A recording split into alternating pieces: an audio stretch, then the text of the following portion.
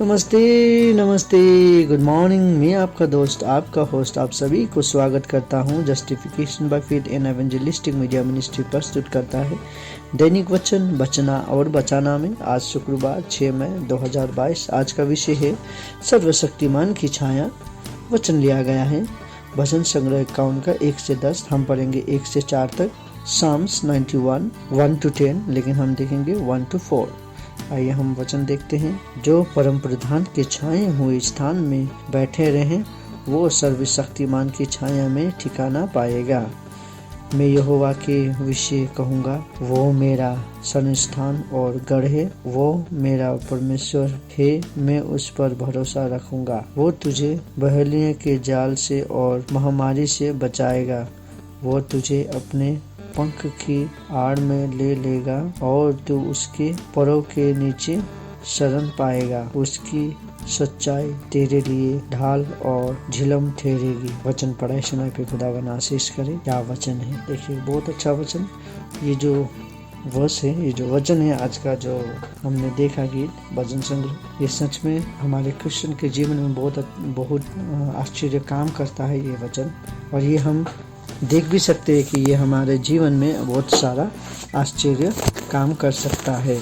आइए हम देखते हैं। और उसके बाद उतना ही नहीं, इस साम्स जो है ये कहता है हमारे जीवन के बारे में और साथ साथ प्रभु के बारे में हमें सिखाता है। साम्स ये एश्योरेंस करता है, ये एश्योरेंस देता है कि एश्योरिंग देता है कि हमारा जो परमेश्वर है वो जीवित परमेश्वर है और हम उसके जीवित संतान हैं। और उसी के साथ साथ वो हमें रक्षा करता है, चाहे हम मर जाएं या हम जीवित रहें या हॉस्पिटल में रहें, हम कहीं भी कोना में रहें, खुदावन हमें हमेशा की छाया में रखना चाहता है और वो रखता है, हमें हमेशा बचाता है कि छत्र छाया में लेना। और बहुत अच्छा बात है। ये कब होगा? जब हम अपना विश्वास को प्रभु यीशु के ऊपर विश्वास को उत्पन्न करेंगे।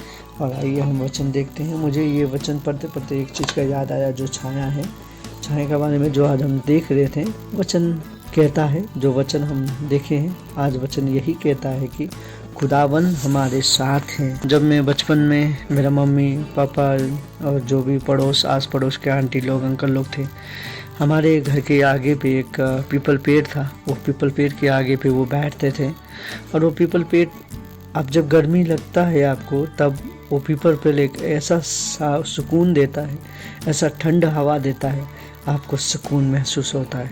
सो पीपल पेड़ इस तरीक़ा से काम करता था। और हमारे जीवन में भी पीपल पेड़ में बहुत अच्छा काम किया है। हम उसमें बहुत आराम पाए हैं और हमने क्रिकेट भी खेला है वो पीपल पेड़ के नीचे। उसी तरीक़े से जीवन चलते रहता है। और जब हमें बारिश होता है या धूप आता है तो हम अपने आप को अपने छतरी के नीचे पे डालते हैं और छतरी के नीचे हम आते हैं, या कहीं हम छाया ढूंढते हैं या छत ढूंढते हैं जहाँ पे हम आराम कर पाएँ। उसी तरीक़ा से हमारा जीवन होता है। हमारा जीवन भी अभी इस ऐसे मोड़ पे फंस चुका है जहाँ पे हम कुछ नहीं कर पाते हैं। हमारा जीवन अभी ख़त्म होने वाला है, पर खुदावन हमें यहाँ से निकालना चाहता है। खुदावन वो छाया बन के बैठा है, लेकिन हमें अब वो छाया को यूज़ करना है। अब हमें उस छाया को लेना है। पीपल पेड़ तो है, पीपल पेड़ जो खुदा है वो पीपल पेड़ है, वो पीपल पेड़ तो हमारे लिए है, पर हमें जाना है उसके छाया। पीपल, यदि हम रास्ते में चलते चलते हमें कहीं गर्मी लगा तो पीपल पेड़ हमारे पास नहीं आता, हमें पीपल पेड़ के पास जाना है। जिस तरीक़ा से प्यासा का पास कुआं नहीं आता, लेकिन कुआं के पास प्यासा जाता है, उसी तरीक़ा से हमें भी होना ज़रूरी है।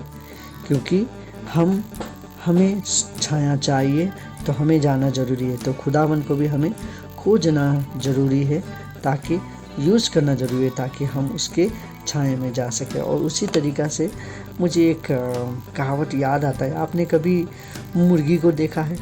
मुर्गी में से जो माँ होता है, उसके 4-5 बच्चे देते हैं वो लोग, बहुत सारे बच्चे देते हैं वो। उनमें से वो बच्चा जो उसका जो पंख है, यदि को आप पत्थर मारे या बारिश आए या चील कौवा के जब उसके बच्चे को लेने के लिए कोशिश करता है, तब वो क्या करते हैं, अपने पंख को निकाल के उसको सभी को अपने पंख के नीचे डालता है ताकि सबको वो सेव कर पाए। तो उसको देखते हुए चील भी फिर वापस चला जाता है बिना ले। तो उसी तरीक़ा से खुदावन, जो हमारा खुदावन परमेश्वर पिता है, वो स्वर्ग से हमारे लिए भी इसी तरीक़ा से हमारे लिए हाथों को फैलाते हुए उसका पंख निकाल के हमें वो छाया देना चाहता है।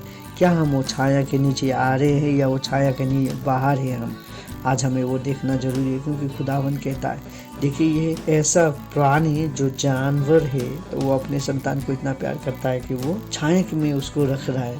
तो उसी तरीक़ा से यदि हम भी खुदावन की संतान है, खुदावन की ओर हमें चलना है, ताकि खुदावन हमें हर एक मुसीबतों से बचा सके। क्योंकि वो जिस तरीक़ा से मुर्गी ने अपने बच्चे को बचाया था हर एक मुसीबत से, पानी से, पत्थर से, कौवा से, चील से, इंसान से, उसी तरीक़ा से खुदावन हमें भी बचाएगा।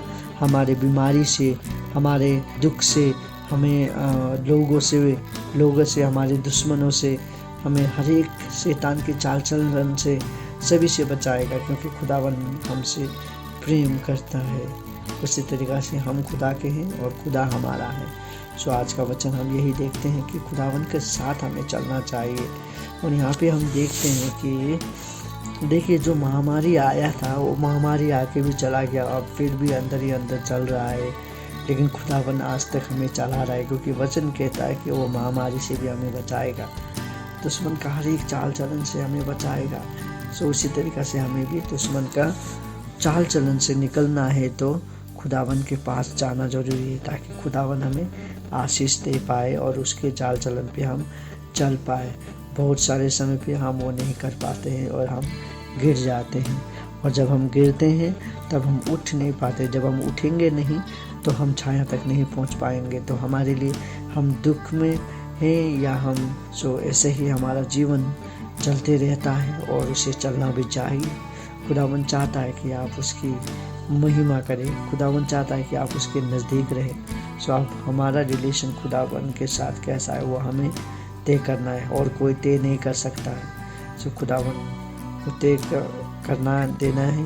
और उसी तरीक़ा से मैं यही आशा करता हूँ कि मुझे ये जो भी हम सुने हैं, इससे हम यही सीख पाए कि खुदा हमारा शरण स्थान है, हमें उसके अलावा और कोई भी वो शरण नहीं दे सकता है। सो खुदावन का आशीष हमारे सभी के बीच में हो सके, इसी तरीक़ा से हम अपने जीवन को बढ़ाएं और खुदावन की महिमा में चलाएं, और जो एकता है हमारे बीच में, वो एकता को बरकरार रखें, ताकि खुदा भी जब हमें देखे, खुदा भी जब हमें लेने आए तो वो भी खुश रहे, वो भी खुशी से हमें लेके जा सके। सो यही हमारा जीवन, इसी तरीक़ा से हमें चलना है और खुदा की छाया में रहना है, ताकि हम हर एक मुसीबत से बच सकते हैं। और खुदा हमारा प्रेम है, दया का सागर है, खुदा के बिना हम कुछ नहीं कर पाएंगे। धन्यवाद पिता, आपने जो आशीष किया हमें, आपने जो हमें चलाया, उसके लिए हम आपको धन्यवाद देते हैं। आप हमारा पिता है, हम आपके संतान हैं। आपके वचनों को हम युगानुयुग तक चलाने के लिए हमें आशीष करके आपसे विनती प्रार्थना करते हैं पिता। आज हम यही आशा करते हैं कि परमेश्वर का जो हमारा छाया है वो छाया आपके परिवार में रहेगा, मेरे परिवार में रहेगा, आप में रहेगा। आपका दिन शुभ हो, परमेश्वर का छाया आपके परिवार, आपके घर में हो। मैं यही आशा करता हूँ कि आज का वचन से आप आशीषित हुए हैं, आने वाले दिन में भी आप आशीषित होंगे बोल के ये विश्वास करके आपका परिवार को आशीष हो, आपको आशीष हो, आपका दिन शुभ जाए। धन्यवाद।